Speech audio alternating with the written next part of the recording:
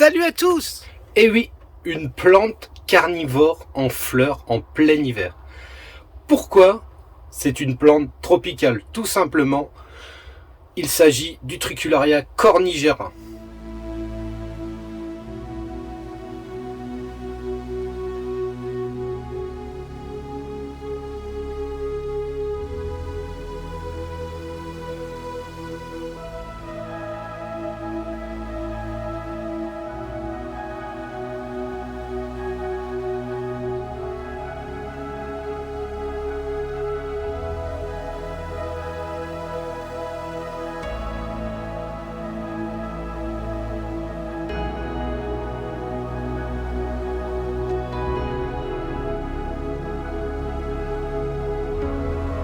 Utricularia cornigera est une plante du Brésil.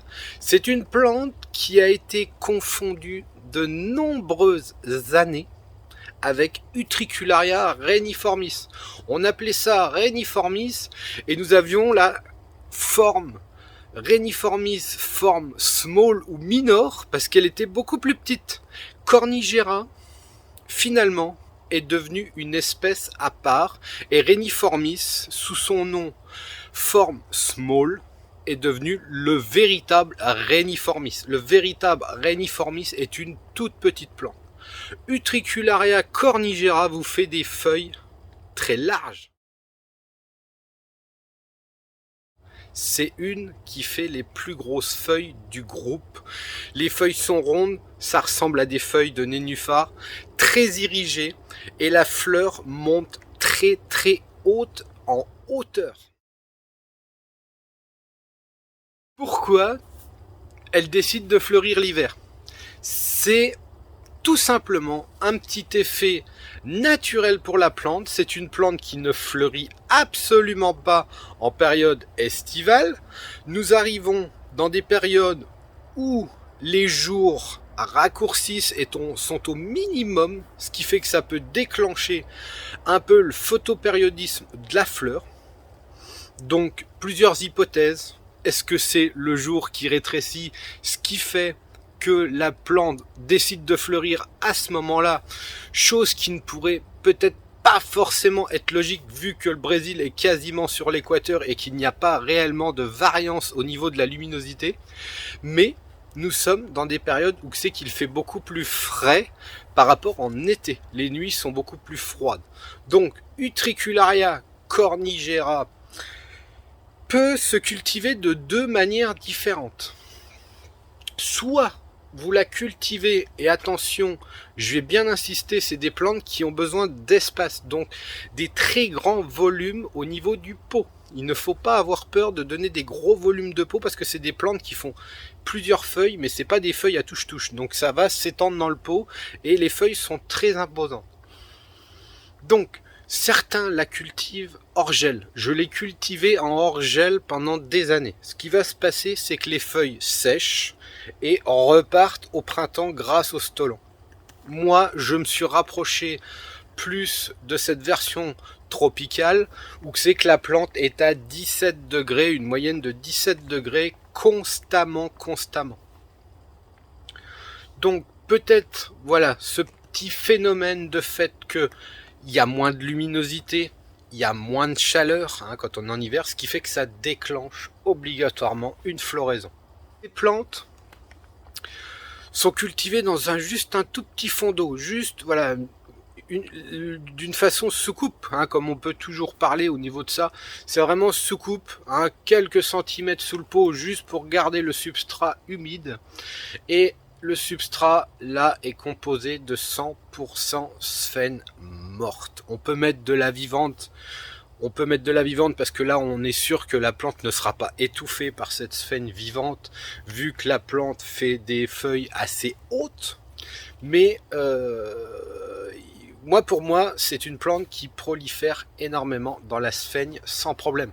Donc quand je dis de la sphène, on n'est pas obligé d'utiliser de la sphène. On peut reproduire un petit peu comme dans les conditions naturelles, ce qui fait que le dessus va être en sphène, l'autre partie du pot sera en tourbe, et après le mélange, faut être hyper aéré. Quand je la cultivais avant, je la cultivais dans 100% substrat. en condition hors gel. Mais par contre, ce que je faisais avec cette plante-là, et qui appréciait beaucoup, c'est que voilà, elle avait beau être dans l'eau, voilà, toujours humide, mais elle aimait ça. On la mélangeait avec au moins la moitié du substrat d'écorce de pin, de perlite, de sable, quelque chose de hyper allégeant. Elle a besoin de tracer, malgré qu'elle fasse des gros stolons bien épais, elle aime tracer. C'est logiquement une plante épiphyte qui ne vit pas réellement dans du substrat. Une plante épiphyte, je le rappelle, c'est une plante qui se fixe sur un hôte végétal sans le parasiter de sa sève.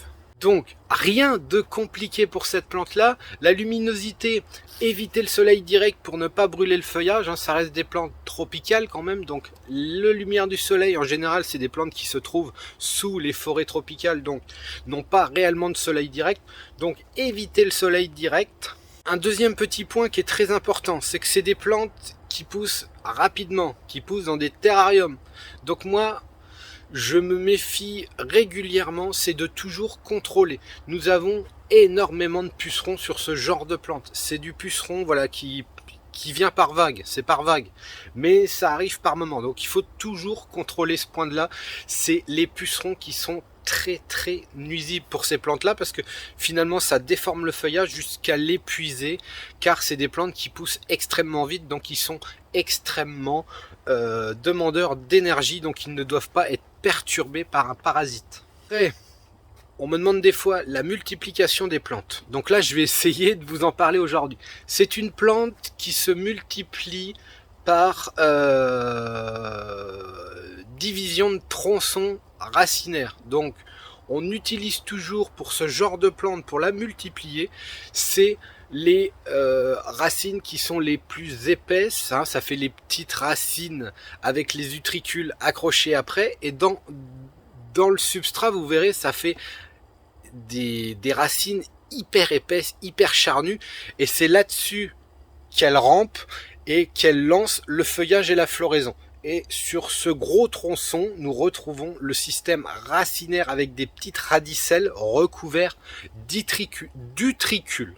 Voilà la petite parenthèse, nous sommes revenus aujourd'hui sur une plante qui reste très facile si on lui donne voilà un petit peu de chaud, sans lumière directe, mais vraiment de la chaleur. Et c'est des plantes voilà qui ont besoin d'être cultivées en terrarium, parce que pour moi, les utricularia épiphytes, malgré qu'elles soient faciles, qu'elles soient plus ou moins tolérantes, qui sont moins compliquées que certaines, c'est des plantes pour moi qui ont besoin d'humidité, d'hygrométrie. C'est très important, c'est l'hygrométrie pour ces plantes-là. Donc la journée, on se pose pas trop la question de la journée, mais ce qu'il leur faut, c'est la nuit. La nuit, il faut une remontée d'hygrométrie obligatoire, quasiment pour toutes les plantes, mais remonter une hygrométrie au-dessus de 80% pour les utriculaires épiphytes. Sur ce, je vous dis à la prochaine et portez-vous bien.